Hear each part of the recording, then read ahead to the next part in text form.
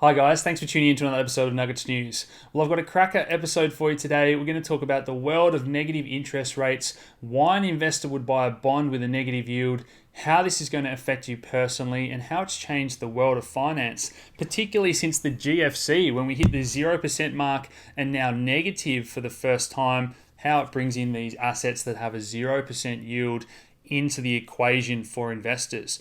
So on my chart here, I've got interest rates and time. And I just wanted to show you that over the past 20 or 30 years, interest rates have trended a lot lower. So this is an oversimplification. There's been times when the yields that stocks pay out has been far higher or lower than this trend, but generally over time interest rates have got lower, and this really compresses the profitability of banks, which we're going to get into in just a second, and what they lend out for up that risk scale versus what investors look to invest in to get high yield up that risk scale there as well. So this all relates back to the cash rate. Where do central banks set that interest rate at, and what's the real versus nominal yield you might have heard?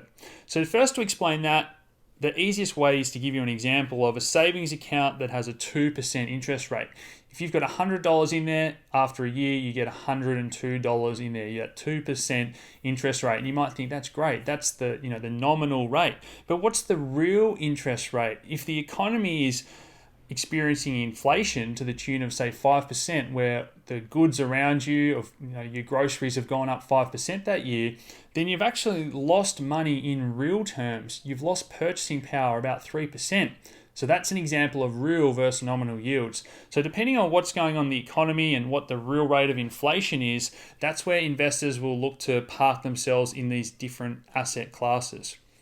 Now, central banks are trying to target 2 to 3% inflation. And this gets into a whole nother debate about why they even need inflation.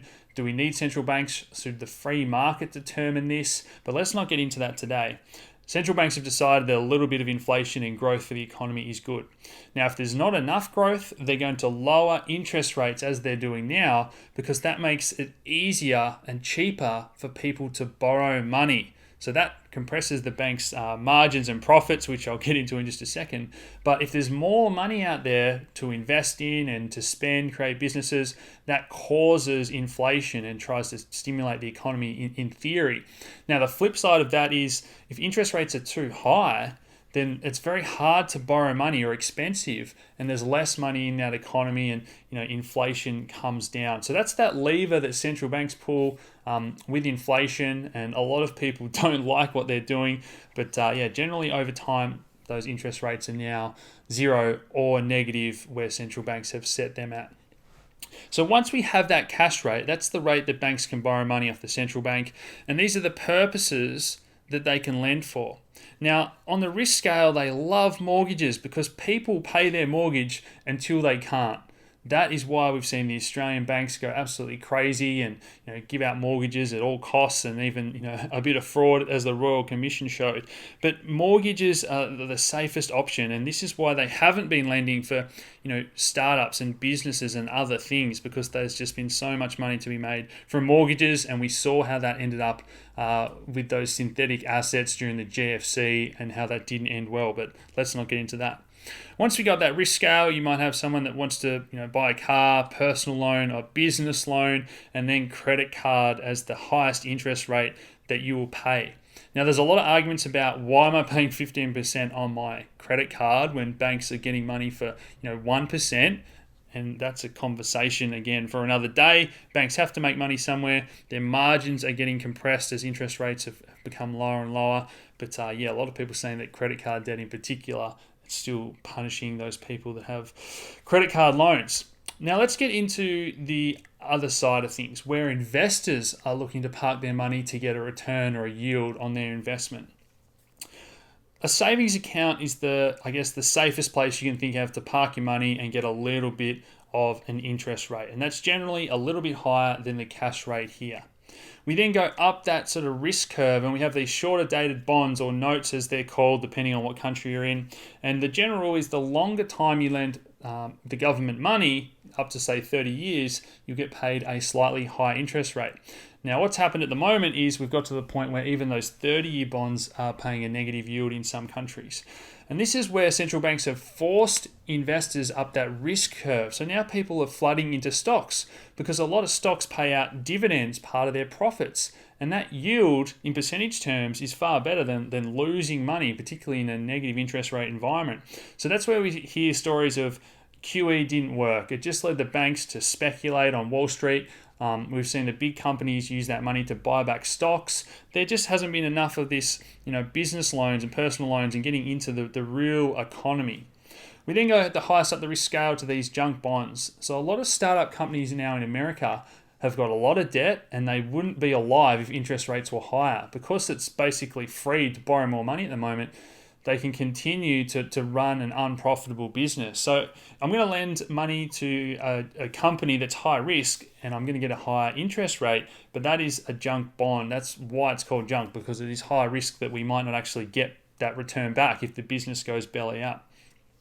Now, this leads into the conversation of why would an investor buy a bond that has a negative yield if they know they're going to lose money? And that's because we have the price of the underlying bond itself as well as the yield it's paying out. So just as the stocks have a price and then they pay out a dividend, the same goes for bonds. So if I was an investor a few years ago and I bought a bond that had a 1% yield, now that bonds are paying minus 1%, a lot of people are going to want to buy that bond off me. All of a sudden, 1% is looking pretty attractive. So the price of that bond that might have been $100 is now maybe $102. Someone's going to pay $2 more because that interest rate is slightly better. Again, that's a bit of an oversimplification of how the numbers work. But once we get into this negative rate environment, well, why would people still be buying bonds? Well, the fear is that if we have a downturn and interest rates go to minus 5%, it's a lot better to only lose 1% than lose 5%. So all of a sudden, somebody's going to come along and buy the minus 1% bond off me. They're going to pay a higher price for that bond. So why wouldn't people just park money in the bank in cash? Well, in Europe, Deutsche Bank might go under. So rather than have your money in a bank, it's better, safer to lend it to the government in the form of a bond. So hopefully you guys are starting to understand these concepts and why governments are looking to ban cash. They don't want people to be able to pull money out of a bank or, even worse, a hedge fund to be able to withdraw a heap of money in cash and just sit on that rather than lose that 1% with a government bond.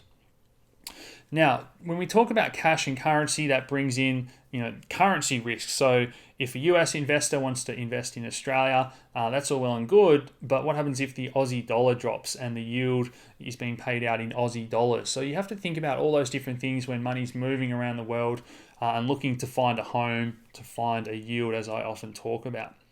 Now, in terms of stocks, this is why stocks are at record highs, because people are up this risk curve.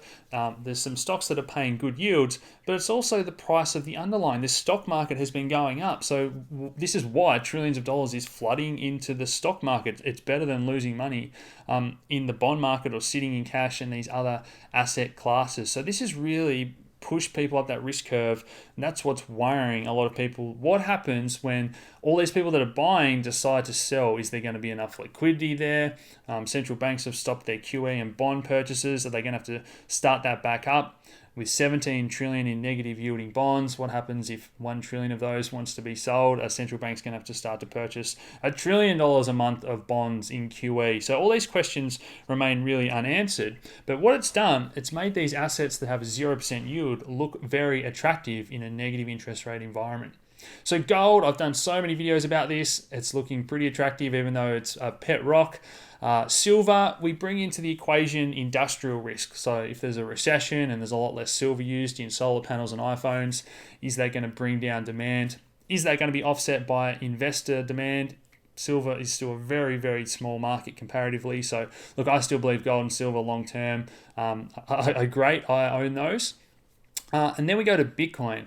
Now, Bitcoin doesn't have a yield, but it brings in the price of the underlying argument, just like we spoke with bonds. If Bitcoin goes up, that's a great investment. But if Bitcoin goes down 30%, then I would have been better off just buying a bond that had a minus 1% yield. So that's where investors are starting to weigh up that risk to reward.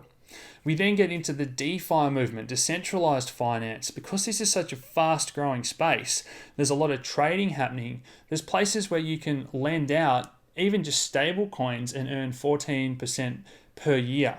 Now, I want to preface that by saying there's a lot of scams out there that are promising these returns. So you have to stick to the reputable companies.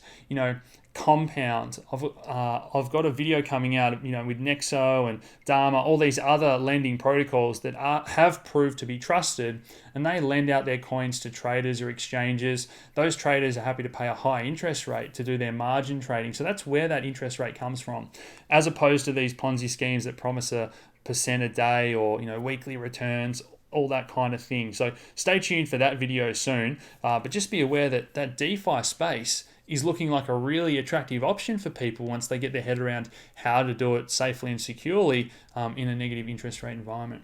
And finally, we get to cash, the war on cash.